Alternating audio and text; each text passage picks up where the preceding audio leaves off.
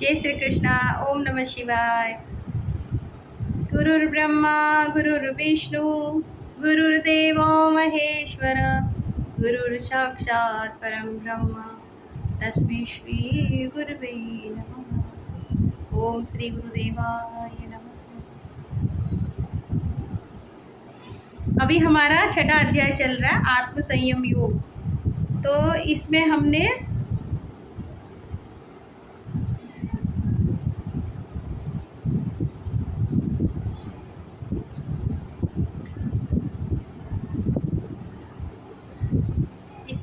अभी 20 श्लोक हो गया था हमारा कि योग के अभ्यास से सिद्ध जिस अवस्था में उपराम हो जाता है, जिस अवस्था में परमात्मा के ध्यान से शुद्ध हुई सूक्ष्म बुद्धि द्वारा परमात्मा को साक्षात करता हुआ सच्चिदानंद परमात्मा में ही संतुष्ट रहता है। इससे आगे है सुख मात्यंतिकम यत बुद्धिग्राह्यमतीन्द्रियम वेत्ति यत्र न चैवायम स्ततः चलति तत्वतः। इंद्रियों से अतीत, हाँ ये हमने पढ़ लिया था। इंद्रियों की शुद्ध बुद्धि की हुई अनंत जो आनंद है ग्रहण करने योग, जिस अवस्था में अनुभव करता है वो, तो जिस अवस्था में स्थित वो योगी परमात्मा के स्वरूप में विचलित होता ही नहीं है। परमात्मा के स्वरूप में बिल्कुल विचलित, कोई भी परिस्थिति आ जाए वो विचलित नहीं होता। तो उस समय वो योग में स्थित होता है, क्षमता में आ जाता है उसका मन। यम लब्ध्वा चा परम लाभम मन्यते नाधिकम तथा यस्मिन स्थितो न दुखेन गुरुणापि विचाल्यते। परमात्मा की प्रतिरूप जिस लाभ को प्राप्त होकर उसके अधिक दूसरा कुछ भी लाभ नहीं मानता है ना।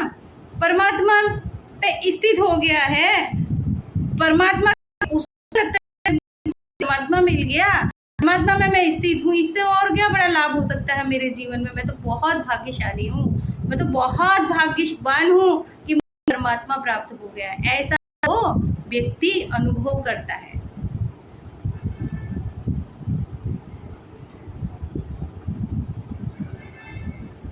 उसके अलावा और किसी चीज पर वो नहीं होता। और परमात्मा जिस अवस्था में स्थित होगी बड़े भारी दुख से भी चलायमान नहीं होता। दुख आए सुख आए, कितना बड़ा भी उसके अंदर दुख आ जाता, चलायमान नहीं होता। अरे परमात्मा ने यही शायद लिखा होगा कि यही शायद मेरा कर्म होगा कि मेरे को ये मिल रहा है, तो उससे विचलित नहीं होता बिल्कुल भी। नहीं तो क्या होता है, परमात्मा ने मेरे साथ ये किया वो किया ऐसा किया है ना, यही शिकायत करते रहते हैं। लेकिन एक योगी क्या होता है, कैसा होता है स्वभाव उसका, वो दुख में भी विचलित नहीं होता। तम विद्या दुख संयोग वियोगम योग संजितम स निश्चयेन योक्तव्यो योगो अनिविर्ण चेतसा। जो दुख रूप संसार के संयोग से रहित है तथा जिसका नाम योग है उसको जानना चाहिए। भगवान कह रहे हैं कि संसार में जो है ना दुख ही मिलेगा, दिखेगा भाई। जिससे भी छोड़ोगे वो दुख ही देने वाला है, जिससे सबसे ज्यादा प्रेम करोगे वही दुख देगा। ये नियम है संसार का। और दूसरा क्या है कि सब कुछ बदल जाएगा, सब कुछ नहीं रहेगा, लेकिन एक परमात्मा के ही हमेशा था है और रहेगा। तो दुख रूप संसार के संयोग से रहित है ना, जिसका नाम योग है उसको जानना चाहिए। कितना बहुत जरूरी है, सोचो।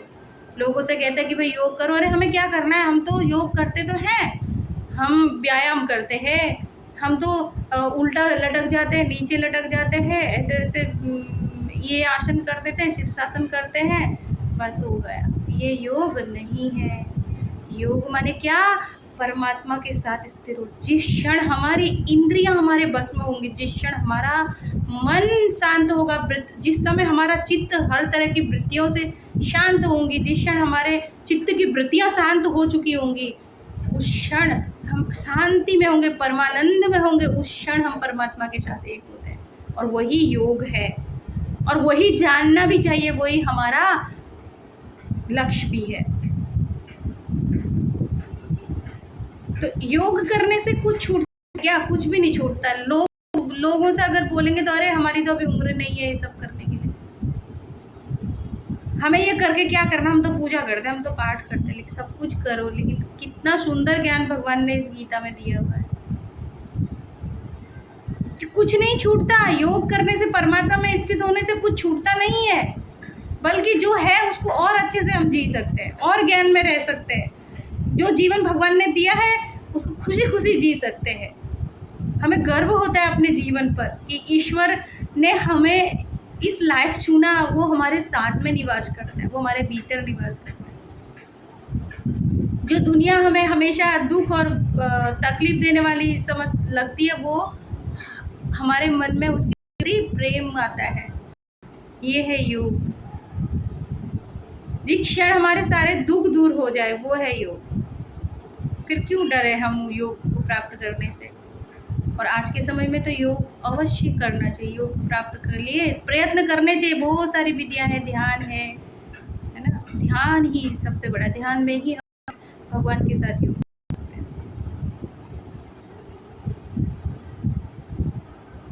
वह योग न उकताए हुए अर्थात धैर्य और उत्साह युक्त चित्त से निश्चय पूर्वक करना कर्तव्य है। संकल्प प्रभवान कामास त्यक्त्वा सर्वान् शेषतः मन सेवेन्द्रिय ग्रामम विनियम्य समन्ततः। संकल्प से उत्पन्न होने वाली संपूर्ण कामनाओं को निश्चय रूप से त्याग कर और मन के द्वारा इंद्रियों समुदाय को सभी ओर से भली भांति रोक कर, है ना। हमारी इंद्रियां कहाँ जाती, इधर उधर घूमते ही रहती है। तो थोड़ी देर अपने भीतर जाके अगर ध्यान करें, उस समय अपने आप में स्थित हो जाए, अब तो कुछ समय अपने लिए निकाले तो हो ही सकता है ना। संसार के लिए बहुत टाइम है, लेकिन अपने लिए भी थोड़ा सा टाइम तो निकाल ही सकते हैं। सने सने रूप मेद बुद्धया धृति गृहीतया आत्मसंस्था मनः कृत्वा न किंचिदपि चिंतये।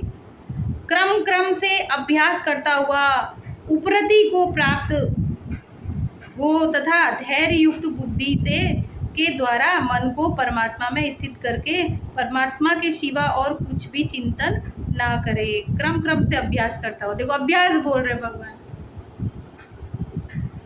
इसलिए गीता पढ़ना बहुत जरूरी है। कह क्या आ रहे हैं उस चीज को समझना बहुत जरूरी है। अभ्यास, योग का अभ्यास, ध्यान का अभ्यास, ध्यान की करना कितना जरूरी है। परमार्थ की प्राप्ति के लिए ध्यान करना बहुत जरूरी है। चाहे इस लोक में पाना हो या चाहे परलोक में पाओ, जो भी पाओ, पर योग के बिना संभव नहीं है। योग के बिना जो भी प्राप्त किया वो दुख भरा ही होगा, वो उसमें कोई सुख की संतुष्टि नहीं रही। लेकिन योग में रहकर जो प्राप्त करेंगे उसे संतुष्टि से और प्रेम से और भी और अच्छे तरह से ये जीवन को जी सकते हैं। उपरति,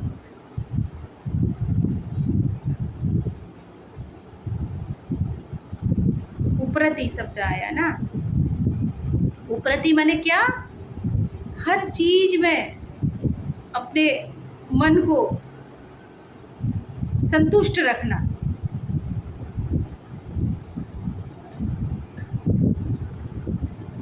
संतुष्ट रखना, संतुष्टि, है ना। हर चीज में जो भी काम करो बड़े खुशी होकर करना। जो भी कार्य करो, ये योग से आती है ये कला कि जो भी कार्य करो पूरा खुशी के साथ करो। योग के बिना ये भी नहीं होता। नहीं तो हम ये नहीं कर रहे, वो नहीं कर रहे, मन इधर उधर, ऐसा ही होता है। धैर्य युक्त बुद्धि से मन को परमात्मा में स्थित करके परमात्मा के सिवा और कुछ भी चिंतन ना करे। यतो निश्चरति मनश्चंचल मस्तिरम ततस्ततो नियम्येत तदात्मन्येव वशं नयेत। यह स्थिर न रहने वाला और चंचल मन जिस शब्दादि विषय के निमित्त से संसार में विचरता है, उस विषय से रोककर यानी हटाकर इसे बार बार परमात्मा में ही निरुद्ध करे। एक मन का एक लक्षण है ना, आप उसको अंदर ले जाने की कोशिश करोगे वो ले ही नहीं जाएगा, क्योंकि माया के अधीन है। मन पे माया का प्रभाव है ना। तो माया का प्रभाव होगा तो तू अंदर जाने ही नहीं देगा, ध्यान में बैठने ही नहीं देगा। अरे क्या करना है परमात्मा को प्राप्त करके, अभी तो बहुत सारे काम है भाई, अभी संभालना है हमको, हमारा घर है, हमारा बार है, हमारा तो अभी इतने सारे काम बचे हैं, ये सब करने हैं, पहले तो इनको देखना है, पहले उनको देखना है, पहले ये काम करना है। अभी तो बहुत सारे काम है, किसको टाइम है योग करने के लिए, ध्यान करने के लिए। पर जिस पे ये ध्यान लगा रहे, एक बार सोचो थोड़ा कि जिस पर ये सारा ध्यान लगा रहे वो एक दिन छूट जाएगा, फिर क्या काम आएगा भाई? फिर ध्यान काम आएगा अगर किया हो तो। अगर समझे हो कि स्थिर मन करना जरूरी है भाई, अकेले की यात्रा है, अपने साथ भी थोड़ी देर गुजारूं, जो परमात्मा मुझ में है उस पर भी मैं ध्यान दूं। वो तो जगह जगह पर मुझे मार्गदर्शन कर रहा है, मगर मैं उसकी बात सुनने को तैयार ही नहीं हूँ, क्योंकि मुझे दुनिया की बातें सुननी है, बाहर सुनना है। तो मन बाहर नहीं आता, मन को अपने भीतर लाना पड़ेगा। तो वो कैसे? ध्यान के द्वारा, योग के द्वारा ही हो सकता है। इसलिए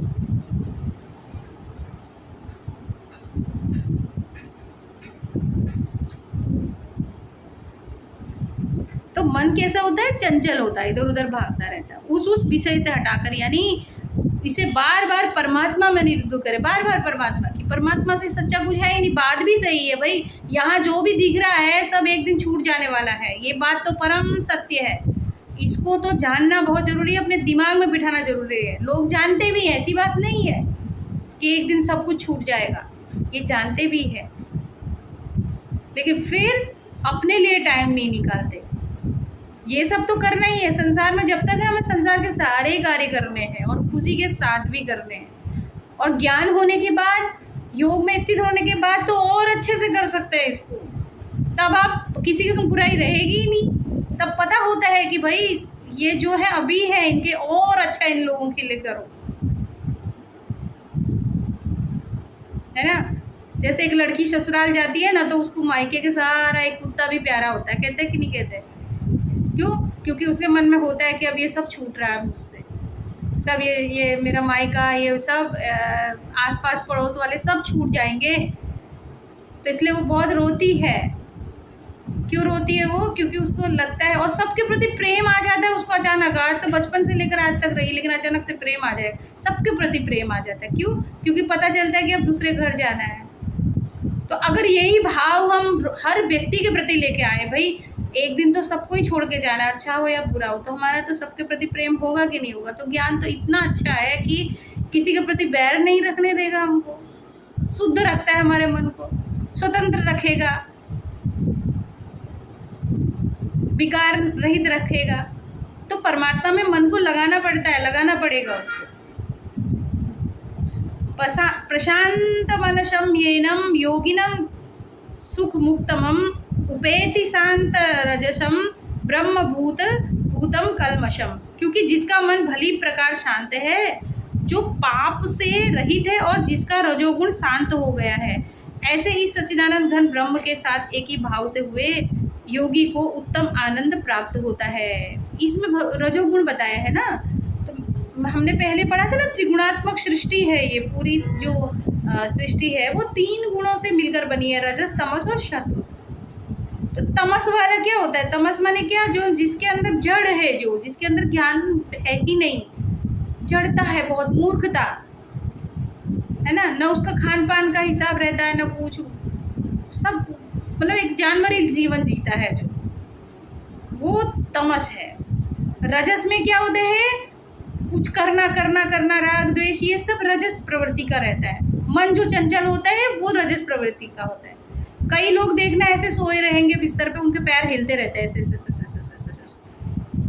पैर दोनों हिलाते रहते हैं, ऐसे ऐसे हाथ हिलते रहेंगे, किसी गर्दन हिलते रहेगी। क्या है वो? रजस ज़्यादा हो जाता है शरीर में। तो रजस जब ज़्यादा शरीर में हो जाता है तो मन स्थिर नहीं होता, फिर मन फिर डगमगाता रहता है इधर उधर। जब ऐसे ऐसे पैर हिलाता है ना कोई व्यक्ति, उसको देखना तो उसका मन में चल रहा होता है कुछ न कुछ न कुछ, तो वो रजस प्रवृत्ति है। तो बिना रजस शांत हुए ध्यान में स्थिर नहीं हो सकता है मन। तो भगवान कहते हैं कि जिसका रजस शांत हो गया, इसके बारे में और आगे हम और पढ़ेंगे ना, कि रजस तमस के बारे में, शत्रु के बारे में भगवान ने इस गीता में बहुत सारी बातें बताई है कि कैसी प्रकृति होती है, कैसा होता है, उसके बारे में आगे पढ़ेंगे। यहाँ पर थोड़ा सा दिखाया गया कि रजोगुण शांत हो गया है। रजोगुण यानी क्या, मन का अस्थिर होना ही है। ऐसे ही सच्चिदानंद घन ब्रह्म के साथ एक ही भाव हुए योगी का उत्तम आनंद प्राप्त होता है। मन स्थिर नहीं है तो एक ही भाव में स्थित नहीं होगा, ध्यान में स्थित नहीं होगा। तो रजोगुण जिसका शांत हो गया हो और ऐसा व्यक्ति पर पूरी तरह से जो शांत हो, वो परमात्मा में ही आनंद को प्राप्त होता है। युञ्जनेवं सदात्मानं योगी विगत कल्मषः सुखेन ब्रह्म संस्पर्शम मत्यंतम सुख मश्नुते। वह पाप रहित योगी इस प्रकार निरंतर आत्मा को परमात्मा में लगाता हुआ सुख पूर्वक पर ब्रह्म परमात्मा की प्राप्ति रूप अनंत आनंद का अनुभव करता है। वह पाप रहित योगी है ना। योगी पाप कैसे कर, भाई शांत हो गया मन, पता है कि ज्ञान हो गया इस बात का कि कुछ भी सत्य नहीं है भाई, तो किससे बैर करेगा, किससे राग द्वेष रखेगा, सबको कुछ तो खत्म होने वाला ही है एक दिन, तो किससे राग रखेगा। तो पाप रहित होता है उसका मन। निरंतर आत्मा को परमात्मा में लगाता हुआ सुख पूर्वक परब्रह्म परमात्मा को प्राप्ति रूप अनंत आनंद का अनुभव करता है। जिसका परमात्मा हो तो उसको किस बात का दुख है, वो आनंद में ही रहता है। फिर सर्वभूतस्थमात्मानं सर्वभूतानि चात्मनि इक्षते योग युक्तात्मा सर्वत्र समदर्शन। सर्वव्यापी अनंत चेतन में एक ही भाव से स्थिति रूप योग से युक्त आत्मा वाला तथा सब में समभाव से देखने वाला योगी आत्मा की संपूर्ण भूतों में स्थित और संपूर्ण भूतों को आत्मा में कल्पित देखता है। अब देखो इसमें भूत आया ना, भूत का मतलब भूत प्रेत नहीं होता है, भूत का मतलब जो पंच महाभूत है जिससे पूरा संसार बना हुआ है। इस पूरे ब्रह्मांड की जो रचना हुई है ना, ये सिर्फ और सिर्फ 5 तत्वों से मिलकर बनी। पूरे कहीं पे भी जाके देखो, एक छोटे कण से लेकर एक विशाल से विशाल विशाल से विशाल विशाल से विशाल गैलेक्सी से लेकर स्टार से लेकर मून से लेकर, यानी सब कुछ जो भी ब्रह्मांड में है सब वो 5 तत्वों से ही मिलकर बना है। कौन है वो 5 तत्व? पृथ्वी, जल, अग्नि, वायु और आकाश। ये 5 तत्व, इनको पंच महाभूत कहते हैं। और छठा कौन है? आत्मा, जिससे ये 5 चल रहे हैं। ये 5 में जिसकी शक्ति समाहित है वो है परमात्मा।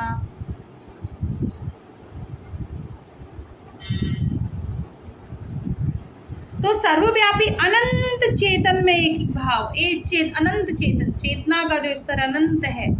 हम सूक्ष्म से सूक्ष्म भी है और व्यापक से व्यापक भी है। एक एक छोटा छोटा कण जो हमारा हजारों लाखों अरबों अणु परमाणुओं से, छोटे छोटे कणों से हमारा शरीर मिला, एक एक कण जागृत है। धरती का एक एक कण जागृत है, उसके अंदर चैतन्य है, चेतना है। कुछ भी संसार में ऐसा नहीं है जो अचेतन हो, सब में चैतन्य है, सब में, पत्थर से लेकर जल से लेकर सब में।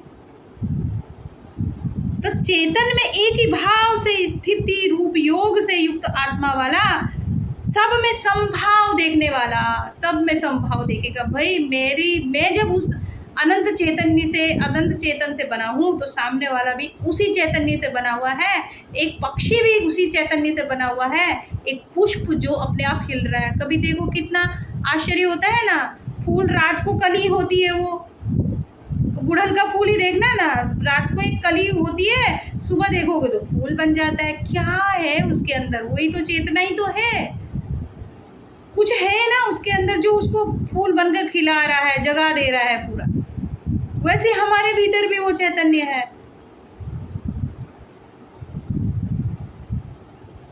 तो सब में संभाव देखने वाला, सबके अंदर उस चैतन्य को देखने वाला योगी आत्मा को संपूर्ण भूतों में स्थित, उसे पता होता है कि आत्मा पूरे पंच महाभूतों में स्थित है और संपूर्ण भूतों को आत्मा में कल्पित देखता है। आत्मा में दोनों एक दूसरे के पूरक। आत्मा पूरी तरह, आत्मा ही किसको चलाती? पंचभूतों को चलाती है ना। और पंचभूत जो कार्य कर रहे हैं वो आत्मा के द्वारा ही कर रहे हैं, यानी दोनों एक दूसरे के पूरक हैं। आत्मा में पंच महाभूतों को देखना और पंचभूत महाभूतों में आत्मा को देखना।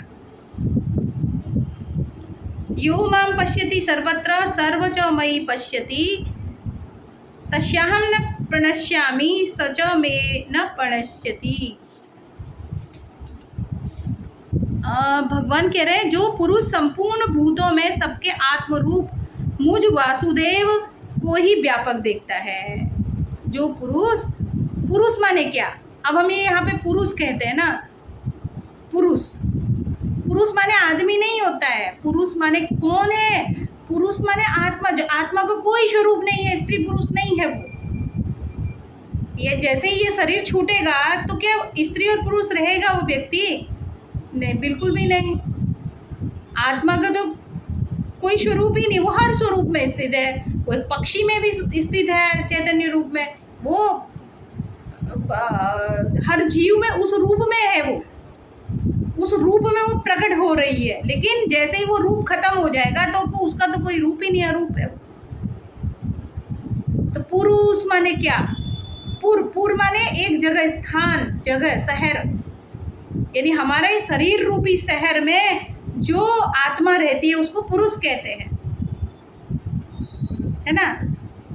तो जो पुरुष संपूर्ण भूतों में सबके आत्म रूप मुझ वासुदेव को ही व्यापक देखता है, उसको हर व्यक्ति में वो क्या करता है? उसी परमात्मा को देखता है, उसी परमात्मा को हर एक प्राणी के अंदर देखता है, पंच महाभूतों में भी उसी परमात्मा को देखता है,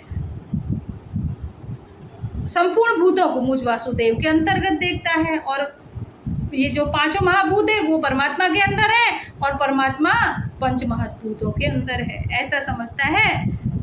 उसके लिए मैं अदृश्य नहीं होता, वो मेरे लिए अदृश्य नहीं होता, मैं उसके लिए कभी भी अदृश्य नहीं होता। उसको मैं हर जगह दिखाई देता हूँ, हर प्राणी में उसको मैं दिखाई देता हूँ, हर जगह मैं उसको दर्शन देता हूँ। ये ज्ञान है कि उसको अंदर से उसकी जब चेतना जागृत हो जाती है, तो चेतना जागृत होने के लिए भगवान ने आत्म संयम के लिए क्या बताया? ध्यान करना बहुत जरूरी है, योग करना बहुत जरूरी है। आत्म संयम के लिए योग और ध्यान पर ही भगवान ने सबसे बड़ा ये 6वां अध्याय बताया।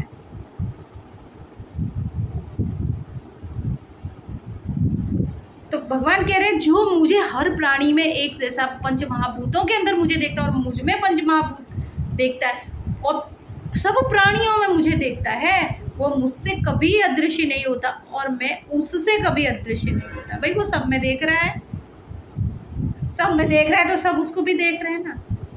तो परमात्मा का स्वरूप है, ईश्वर से कभी दूर है ही नहीं।